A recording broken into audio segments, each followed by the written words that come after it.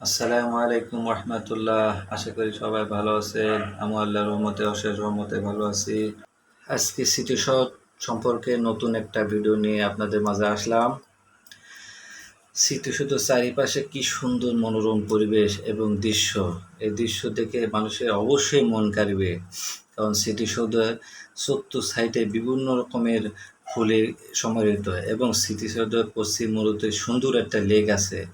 লেকের চারিধার দিয়ে মানুষ বসে থেকে বিভিন্ন ধরনের গল্প করে, বন্ধু বান্ধব এগুলো নিয়ে আসে এবং স্মৃতিসৌধের মাঝখানে অনেক অনেক সুন্দর জায়গা আছে, সেগুলো মানুষের অবশ্যই নিশ্চয়ই মন কাড়বে।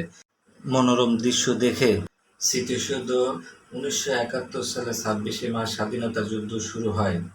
এই বছরের 16 ডিসেম্বর বিজয় মাসের মাধ্যমে পরিশক্তি ঘটে 30 লক্ষ অকুতোভয় দেশপ্রেমিক বাঙালি স্বাধীনতার জন্য জীবন উৎসর্গ করে। স্মৃতিসৌধ আয়তন 34 হেক্টর 84 একর। এছাড়া আরও রয়েছে পরিবেশিষ্ট সুন্দর 10 হেক্টর এবং 24 একর এলাকা নিয়ে বৃক্ষরাজি পরিপূর্ণ একটি সবুজ বলয়। মিনারটি 45 মিটার অর্থাৎ 1500 ফুট উচ্চ এবং জাতীয় স্মৃতিসৌধ প্রাঙ্গণ গুরুত্বপূর্ণ একটি বিন্দু অবস্থিত।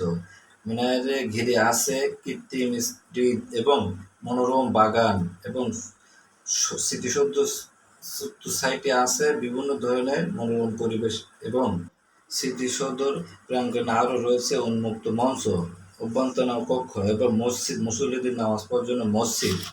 এবং স্মৃতিসৌধ 1972 সালের 16 ডিসেম্বর স্মৃতিসৌধের ভিত্তি স্থাপন করা হয় এবং স্মৃতিসৌধের মিনারের ব্যতীত বাংলাদেশ সরকার স্থাপিত অধিদপ্তর মিনারটির স্থাপিত নকশা প্রণয়ন করেন বাংলাদেশ খ্যাতনামা স্থাপিত সৈয়দ মইনুল হোসেন। বর্তমানে স্মৃতিসৌধের নির্মাণ কাজ তিন পর্যায়ে মোট 1300 কোটি টাকা ব্যয় সম্পন্ন করা হয়।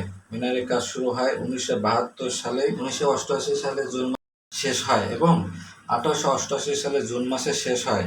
গণপূর্ত বাংলাদেশ সরকার গৃহায়ন গণপূর্ত মন্ত্রণালয়ের গণপূর্ত অধিদপ্তর সমগ্র নির্মাণ কাজ সম্পন্ন করে।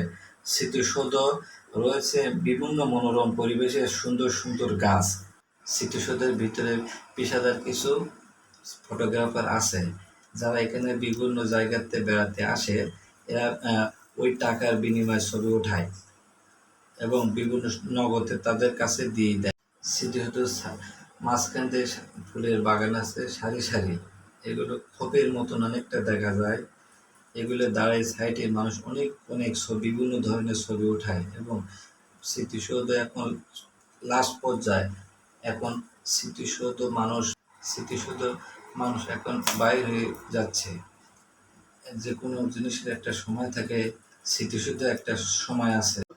আপনারা যারা স্মৃতিসৌধ আসবেন প্রতিদিন সকাল 10 ঘটিকা হইতে বিকেল 5 ঘটিকা পর্যন্ত সাভার স্মৃতিসৌধ দর্শনের জন্য উন্মুক্ত। স্মৃতিসৌধের বাইরে বিভিন্ন ধরনের দোকান আছে, যেমন পুতুলের দোকান আছে, আপনারা এখান থেকে পুতুল কিনতে পারবেন এবং বাচ্চাদের বিভিন্ন ধরনের পুতুল সামগ্রী এবং খন্তা এবং রুটি বেলার তাওয়াও পাওয়া যায়। এখানে ফুচকা খুব সুস্বাদু একটা জিনিস আছে ফুচকা, এখানে ফুচকাও খাইতে পারবেন কোনো